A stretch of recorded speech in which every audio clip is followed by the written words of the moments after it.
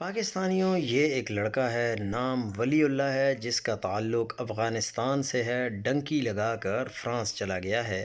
کل ایک دوست بتا رہا تھا کہ اس نے ٹک ٹاک پر بہت زیادہ گفٹنگ حاصل کی ہے۔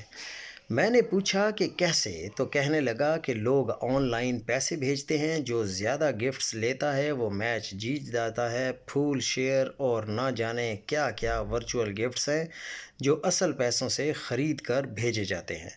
میں نے پھر پوچھا لوگ کسی کو بلا وجہ پیسے کیوں دیتے ہیں؟ جواب ملا سب ٹک ٹاک پر ایک دوسرے کو بھیجتے ہیں اور پھر گفٹس کی قیمتیں بتانے لگا۔ میں نے کہا بھائی ان کا کھیل ہے تو میں انہیں کیوں پیسے دوں؟ کہنے لگا وہ بھی تو دوسروں کو بھیجتا ہے۔ بات میں نے ٹال دی اور میں نے کہا کہ یار تم اپنے کام سے کام رکھو، یہ ایک فضول بحث ہے۔ آج فیس بک کے ذریعے پتہ چلا کہ اس ولی اللہ نامی لڑکے کو گزشتہ رات لوگوں نے 20 کروڑ روپے سے زیادہ کی گفٹنگ کی ہے۔ ٹک ٹاک پر نہ قرآن کی بات ہوتی ہے نہ حدیث کی بات ہوتی ہے، الٹا گالیاں، بے ادبی اور اخلاق سوز گفتگو اس کا محور ہے، اور انہی باتوں پر لوگ کروڑوں روپے لٹا دیتے ہیں۔ یہ وہی پختون قوم ہے جس کے اپنے محلوں اور گاؤں میں بے شمار لوگ غربت کی لکیر سے نیچے زندگی گزار رہے ہیں۔ ان کے پاس علاج، تعلیم اور بنیادی ضرورتوں کے پیسے تک نہیں، مگر انہیں کوئی 1 روپیہ بھی نہیں دیا جاتا۔ لیکن ٹک ٹاک پر ایک اجنبی کو کروڑوں کی گفٹنگ ضرور کر دی جاتی ہے۔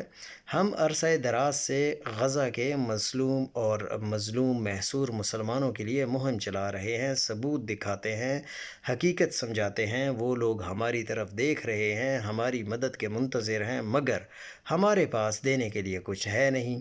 الٹا ہمیں طعنے ملتے ہیں کہ ہم غزہ کے نام پر لوگوں کو لوٹ رہے ہیں۔ ہم بارہا کہہ چکے ہیں کہ یہ ضروری نہیں کہ آپ ہماری توسط سے امداد دیں، جس جگہ آپ کا دل مطمئن ہو وہاں تعاون کریں، یا ہم طریقہ سمجھا دیں گے، مستحق خاندانوں سے براہ راست رابطہ بھی کروا دیں گے، مگر بس ان بے بس لوگوں کا ساتھ تو دیں۔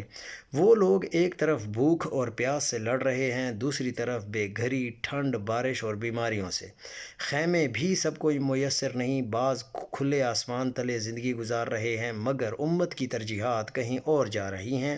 خدا را ہوش کے ناخن لو، اللہ سب کچھ دیکھ رہا ہے اور اس کی پکڑ بڑی سخت ہے۔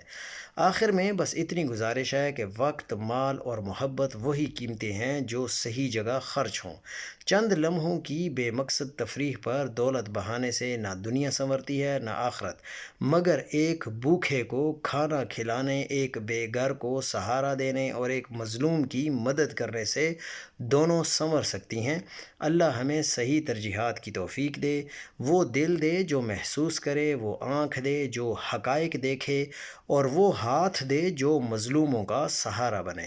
کل جب ہم اللہ کے سامنے کھڑے ہوں تو کم از کم یہ کہہ سکیں کہ ہم نے اپنی استطاعت کے مطابق انسانیت کا حق ادا کیا تھا۔